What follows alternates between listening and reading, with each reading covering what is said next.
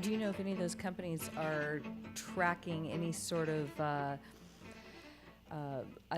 opinion polls, or do they have any kind of metrics around what they're doing sort of in a philanthropy way, and how that might be affecting their brand or opinions about their brand? They are tracking all of these things, but as a function of this period of transition that we're in, it's difficult right now. Only in the last 2 years have a sufficient number of brands of a sufficient size executed campaigns on a sufficient scale that there's the data out there to generate the formulas on which you can base some sort of track record or results or ROI that they can then sell back into the boardroom.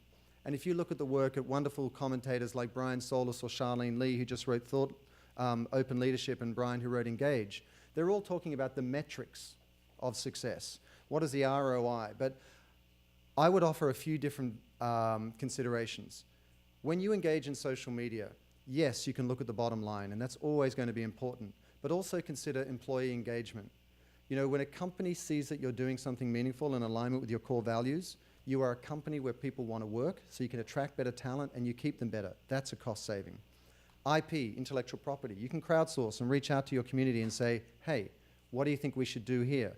Research and development. When you actually have a concept for a new product line, instead of investing in executing that product line and hoping it, catches on fire, why not put it out there with the community first and see it, just like Mountain Dew did with its last 3 flavors, where they crowdsourced the flavors, the names, the creative, the whole works.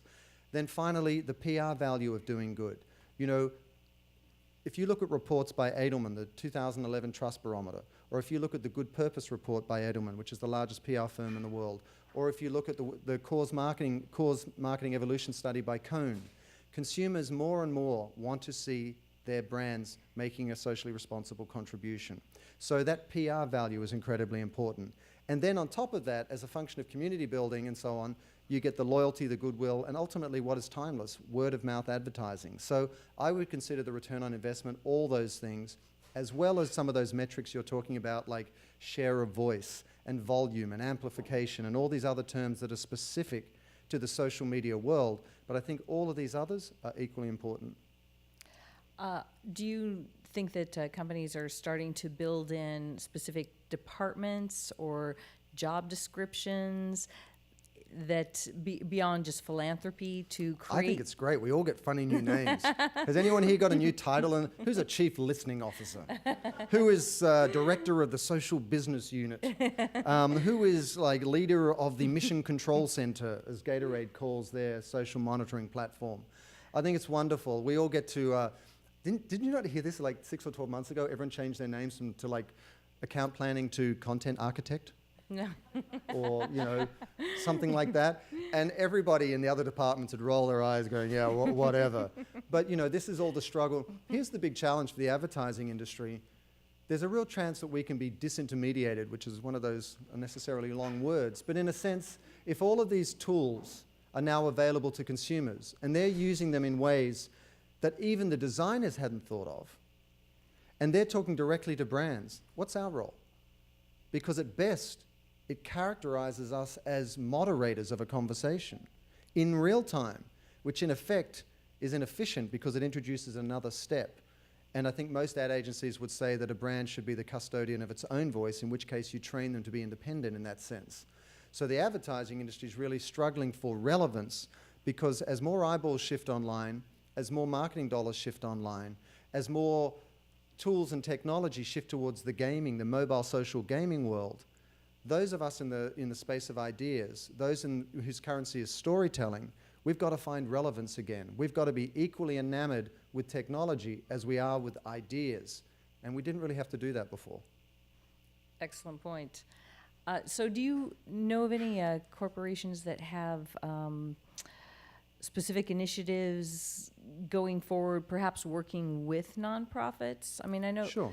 that maybe you can share with the audience. Well, it's not just nonprofits. I mean, I'll make one point, which is firstly, Ford did a wonderful thing with the People's Fleet, where they gave nonprofits cars. Why? Because it reduced their costs. Two, it made them to be more effective in executing their role as non-profits. And thirdly, it gave exposure to the causes. And fourthly, there's a great halo effect for the brand, Ford.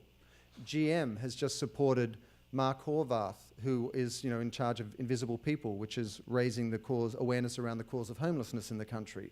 And this is a great win-win for both parties in that Mark was given this wonderful vehicle by surprise, and it was fitted out with everything he could need to support the homeless and document their plight as he travels around the country.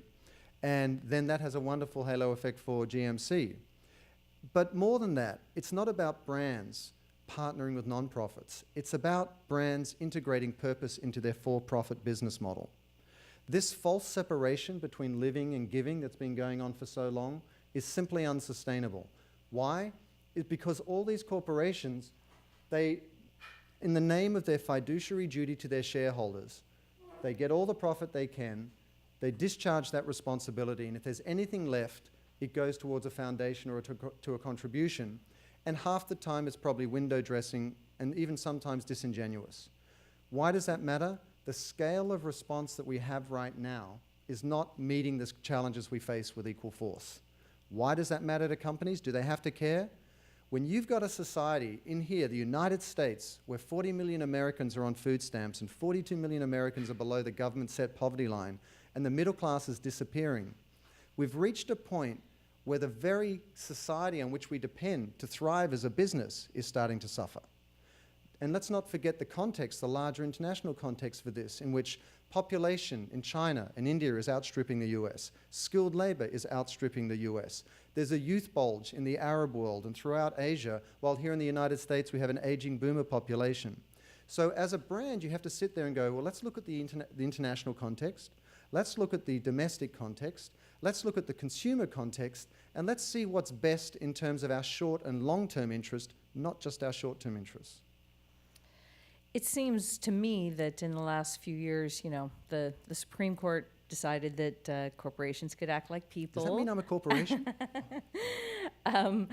And if anything, the recession has just widened the gap between the haves and the have-nots. Yeah. And it's definitely hit the have-nots a lot harder, so they have a lot less, and not so much those at the top. And I think one of the things we see in the news all the time is that a lot of the corporations that behave badly that got us into this financial mess, reputedly have not really learned much from those lessons. And so now, not to get too political or heavy on the economics here, no, but I think but how does that fit in? And if indeed there are some who just feel like all we care about is our shareholders and the bottom line, like how do you convey this message to the folks on Wall Street to get to convince them that doing good and working with your consumers is beneficial? Well, I would say firstly, they are right to be smug, because if we as consumers don't leverage our buying power, which impacts their bottom line, they will never change. Why should they? And in the many discussions I've had with Wall Street executives since the crash, often the consensus was it was a necessary thinning of the herd and it was business as usual. Nothing's changed. In which case, the only thing that can change is the consumer in terms of where they invest their dollars in socially responsible companies, which brands they celebrate because they're being socially responsible, which they admonish for being irresponsible. Otherwise, there really is no way for things to change. The other thing is, at some point, even in the biggest corporations, I've discovered this to be true, there are human beings in there, even in the worst companies, and some of them are nice people.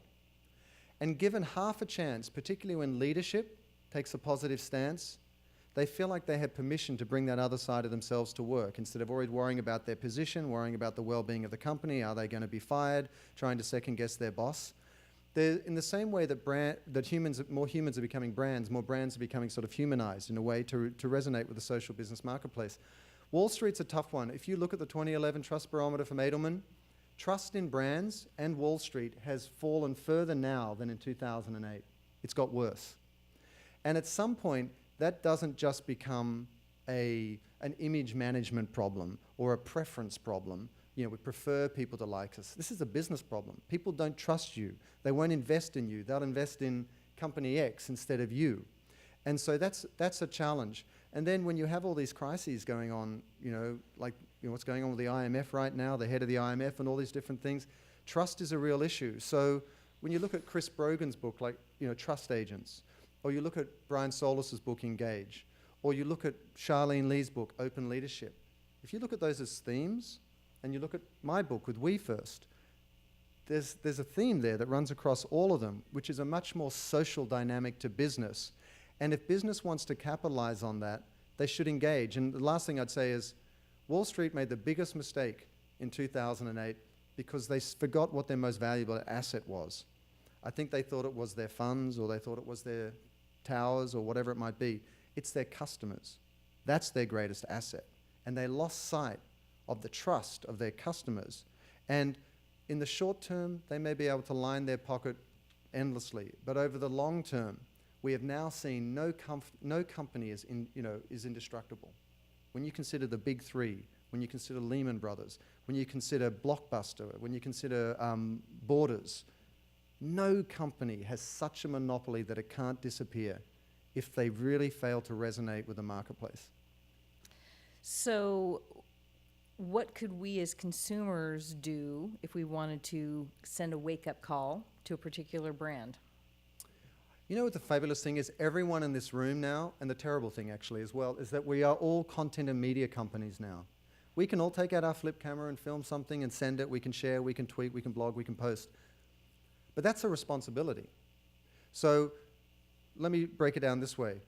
If you're a consumer, you've got your consumer's hat on, and you're walking down the shopping aisle, I often thought with my wife, we go shopping, you walk down the shopping aisle, and that shopping trolley is a monument to overconsumption, to self-interest. I'm just tossing in everything I could want because that's what the family needs and that's all it is. Compare that to taking out your smartphone and, much like the lady at the checkout or the gentleman at the checkout, scanning each of the barcodes as you put them into your art, and you've got a Good Guide app on there. And that Good Guide app has a barcode scanner that will give you the social impact rating of that product. So 2 cartons of orange juice. Do I want Sunburst, or do I want whatever the other one might be? And you just simply choose on that basis. So in the same way the checkout lady is there, you're scanning all your products. It makes a very different experience of shopping where you go, you know what, by my very choices, I have made a contribution. Even at a minimum, if I just minimize the impact of the damage that I was doing. Secondly, as an investor, invest in socially responsible companies. Invest in social entrepreneurs that are trying to build a better world through the product and services. And a lot of these are being driven by millennials that are more optimistic, who have all this scalable technology that we didn't have when we were 20, which seems like 50 years ago. And then thirdly, as a brand, as a company, if you're a small business owner, a mid-size, or a Fortune 500, define who you are. Work out who you are.